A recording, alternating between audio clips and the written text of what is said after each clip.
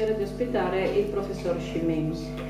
Il professore lavora presso l'Università di Padova e ci parlerà dei legami tra numeri e musica. Un legame molto antico, scoperto già ai tempi di Pitagora, e che molti di noi probabilmente non danno per così facile e così semplice da capire.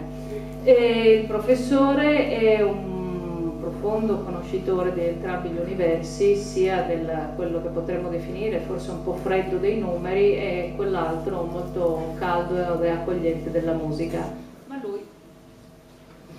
Ma lui ci saprà portare in questo legame profondo. Durante la conferenza hanno messo a disposizione gli strumenti che adotterà il professore e la scuola di musica dell'Associazione Futuri Musicisti di Gaggio, che rivolgiamo il nostro ringraziamento. A questo punto la parola al professore.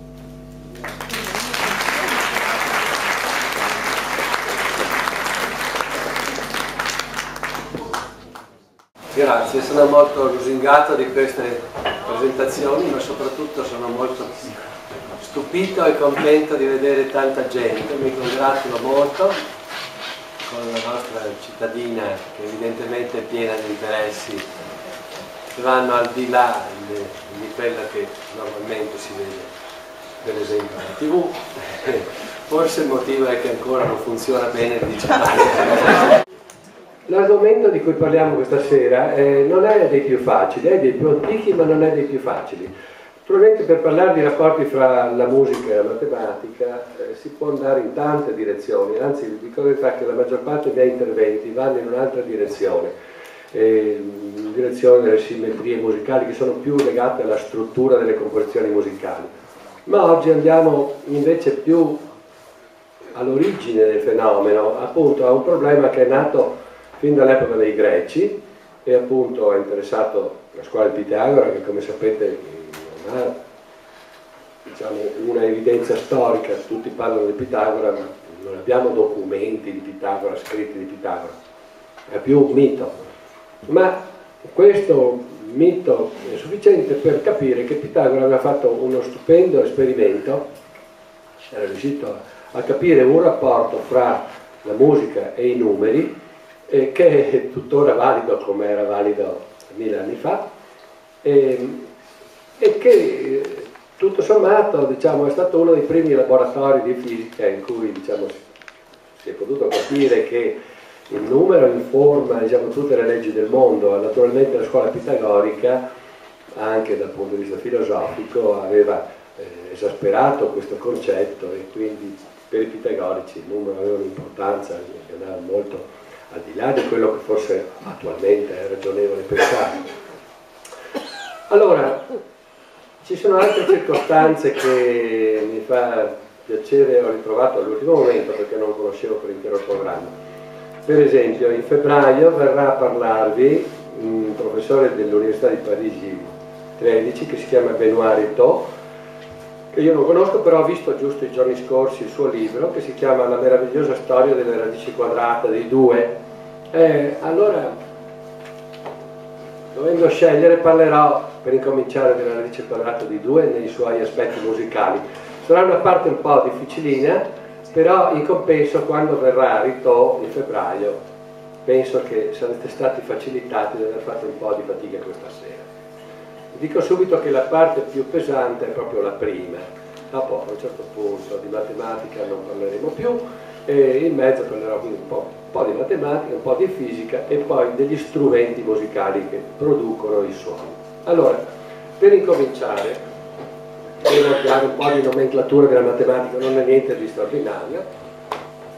Allora, in questo lucido che ho preparato, semplicemente... Grazie, meglio così. Le lavaglie guidoni sono di quel tipo.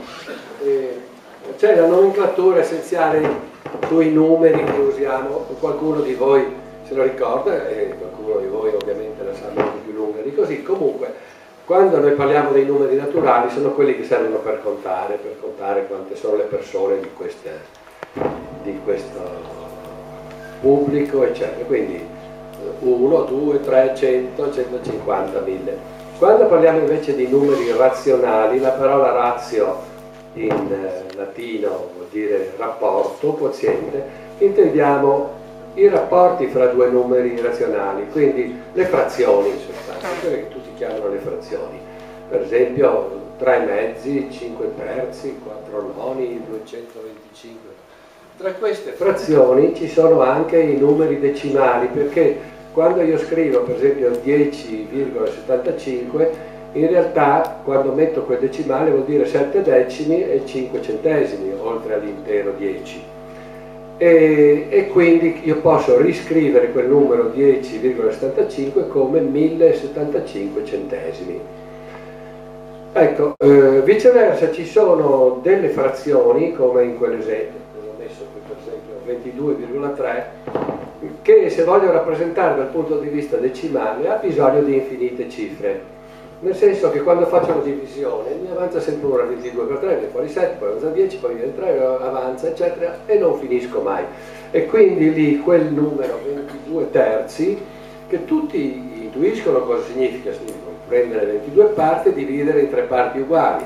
Però dividere in 3 parti uguali 22 oggetti messi insieme vuol dire appunto fare una cosa già più complicata che dividere 1 per 3 o 2 per 4.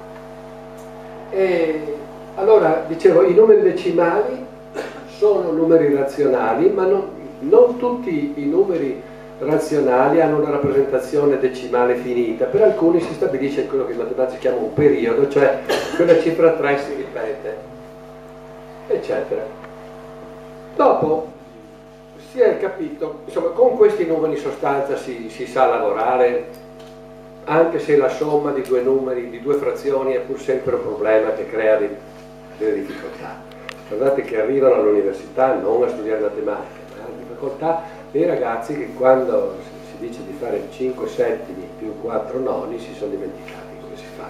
Non lo sanno fare anche se vogliono studiare scienze, biologia, medicina, anche l'ingegneria.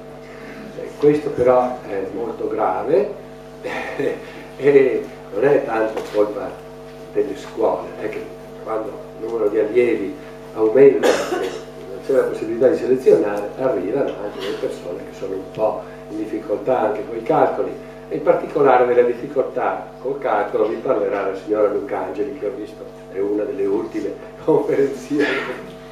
Va bene, gli antichi in realtà non sapevano lavorare neanche con i numeri razionali, non solo gli antichi, l'uomo della strada, figuriamoci, sapeva fare 5 più 5, 7 più 11, ma non anche di più, ma neanche gli scienziati non avevano ancora codificato bene che cosa erano i numeri razionali, cioè le frazioni. Mentre oggi se si dice un terzo della popolazione tutti capiscono cosa vuol dire, anche se poi se la popolazione è fatta di 100 persone non si riesce a fare un terzo esatto, perché poi 33, poi ne avanza uno, però tutti capiscono che cosa vuol dire un terzo di 100. Allora non era facile. Figuriamoci quanto era difficile e quanto ha sorpreso i filosofi, gli scienziati dell'antichità scoprire che c'erano degli altri numeri che andavano a coprire comunque dei buchi che lasciavano i numeri razionali. Questi numeri sono stati chiamati numeri irrazionali e poi alla fine, con un nome comprensivo di razionali, numeri reali. Questa parola reali è molto infelice perché dà l'impressione che siano più concreti di altre cose, mentre sono i numeri più sfuggenti. Però ne abbiamo bisogno in matematica. E appunto, per esempio, quando noi facciamo il rapporto fra la lunghezza della circonferenza e il suo diametro, tutti noi diciamo 3,14, quel 3,14 non si può fermare a 3,14, altrimenti vorrebbe dire che è 314 centesimi, cioè un numero razionale. Mentre invece si dimostra, ma è stato dimostrato soltanto nell'Ottocento, che questo non può essere un numero razionale, e se si fa il calcolo di questo pi greco cosiddetto, dopo il 14 si trova 1, 4, 2, 9, eccetera, e la cosa non finisce mai. I numeri reali li possiamo pensare come dei numeri decimali che hanno una coda infinita e che non è periodica, perché se questa coda di decimali è periodica rientriamo nei numeri razionali di cui abbiamo parlato prima.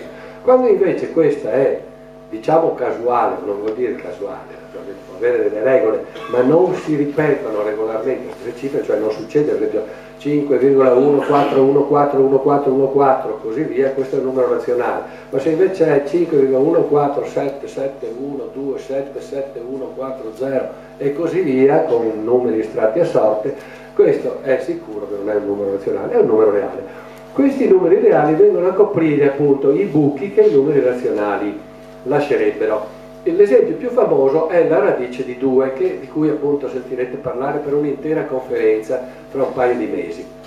Questa radice di 2 che cosa vuol dire? Un numero che è elevato al quadrato dia 2.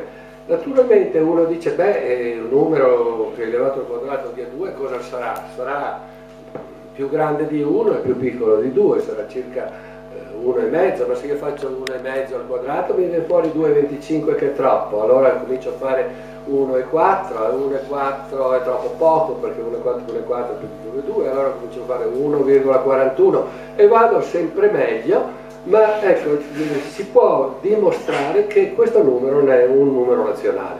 Io qui solo per i ragazzi del liceo e per i loro professori ricordo un attimo come fanno i matematici la dimostrazione di questo fatto. Si ricorre ai numeri primi e si dice, se le persone non capiscono non ha nessuna importanza ai fini del sé. Si dice, diciamo, se il numero radice di 2 fosse il rapporto di due numeri interi, elevando al quadrato verrebbe fuori 2 per il denominatore al quadrato uguale il numeratore al quadrato.